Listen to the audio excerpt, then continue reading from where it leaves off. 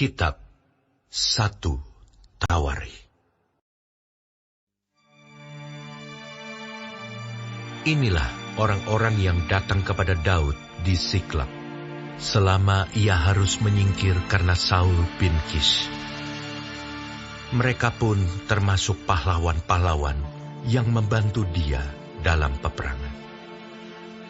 Mereka bersenjatakan panah dan sanggup melontarkan batu dan menembakkan anak-anak panah dari busur dengan tangan kanan atau tangan kiri. Mereka itu dari saudara-saudara sesuku Saul, dari orang Benyamin. Abiezer kepala, dan Yoas, anak-anak Semaah, orang Gibea. Yeziel dan Pelet, anak-anak Azmawet. Beraka dan Yehu, orang Anatot. Yismaya orang Gibeon, seorang pahlawan di antara ke-30 orang itu, yang mengepalai 30 orang. Yeremia, Yehaziel, Yohanan dan Yozabat, orang Gedera. Eluzai, Yerimot, Bealia, Semaria dan Sefaca, orang Harufi.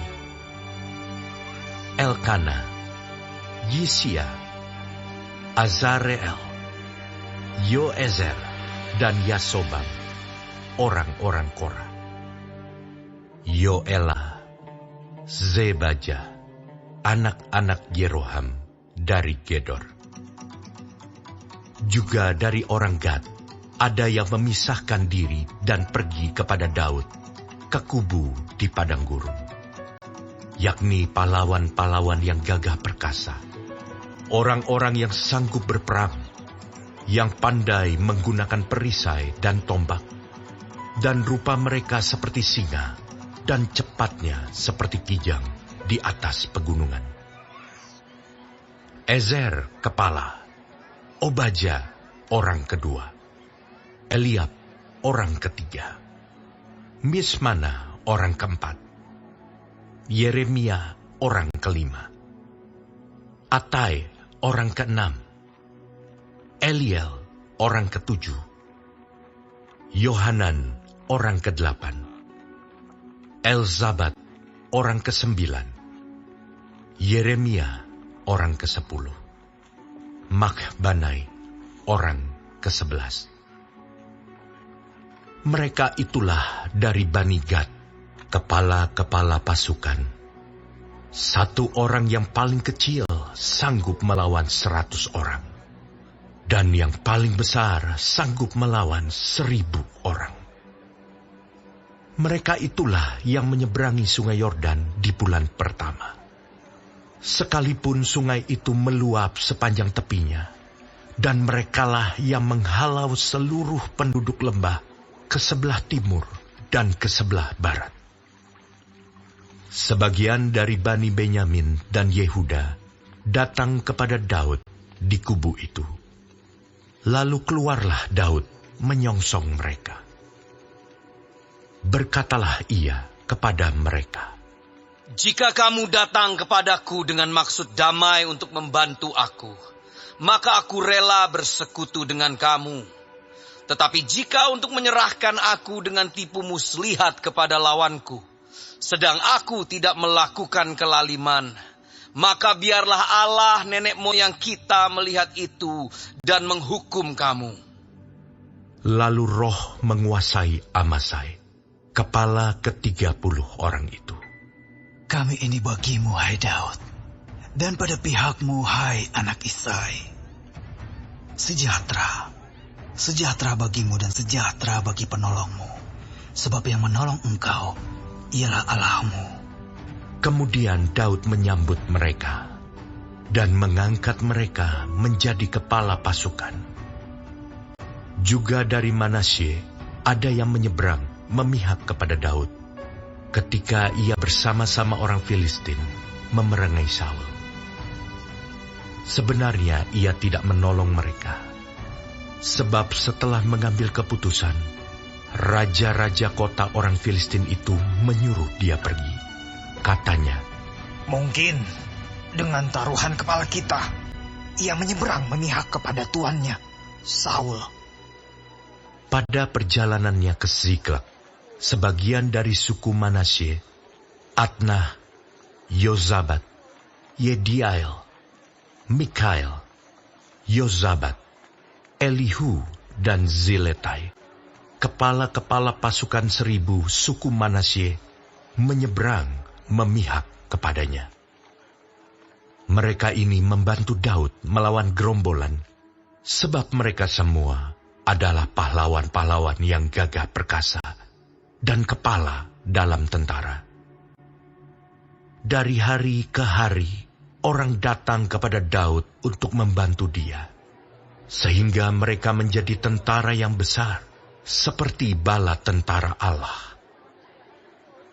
Inilah jumlah pasukan bersenjata untuk berperang yang datang kepada Daud di Hebron, untuk menyerahkan jabatan raja daripada Saul kepada Daud, sesuai dengan titah Tuhan. Bani Yehuda yang mengangkat perisai dan tombak, ada 6.800 orang yang siap untuk berperang. Dari Bani Simeon, pahlawan-pahlawan yang gagah perkasa untuk berperang, ada 7.100 orang. Dari Bani Lewi, ada 4.600 orang. Ditambah dengan Yoyada, pemimpin kaum Harun, dan bersama-sama dia, ada 3.700 orang. Selanjutnya Zadok, seorang pahlawan muda yang gagah perkasa, dengan 22 orang pemimpin dari puaknya. Dari Bani Benyamin, saudara-saudara sesuku Saul, ada 3.000 orang. Sampai pada waktu itu, kebanyakan dari mereka masih tetap patuh kepada keluarga Saul. Dari Bani Efraim, 20.800 orang, pahlawan yang gagah perkasa. Orang-orang yang kenamaan di antara puak-puak mereka.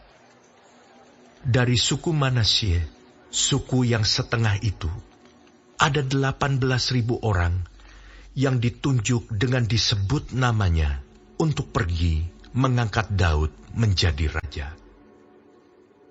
Dari Bani Isakar, orang-orang yang mempunyai pengertian tentang saat-saat yang baik, sehingga mereka mengetahui apa yang harus diperbuat orang Israel. 200 orang kepala dengan segala saudara sesukunya yang di bawah perintah mereka. Dari Zebulon, orang-orang yang sanggup berperang, yang pandai berperang dengan berbagai-bagai senjata. 50.000 orang yang siap memberi bantuan dengan tidak bercabang hati. Dari Naftali, 1.000 orang pemimpin, dan bersama-sama mereka 37.000 orang yang membawa perisai dan tombak. Dari orang Dan, orang-orang yang siap untuk berperang, 28.600 orang.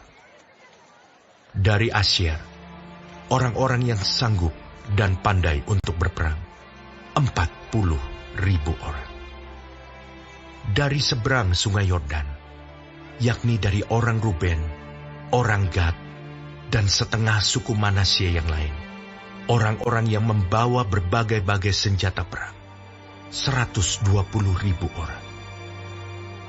Sekaliannya itu, prajurit-prajurit, orang-orang dalam barisan tempur, datang ke Hebron dengan tulus hati untuk mengangkat Daud menjadi raja atas seluruh Israel. Memang juga seluruh orang Israel yang lain dengan bulat hati hendak mengangkat Daud menjadi raja. Mereka tinggal di sana bersama-sama Daud 3 hari lamanya, makan dan minum, sebab saudara-saudara mereka menyajikan makanan bagi mereka.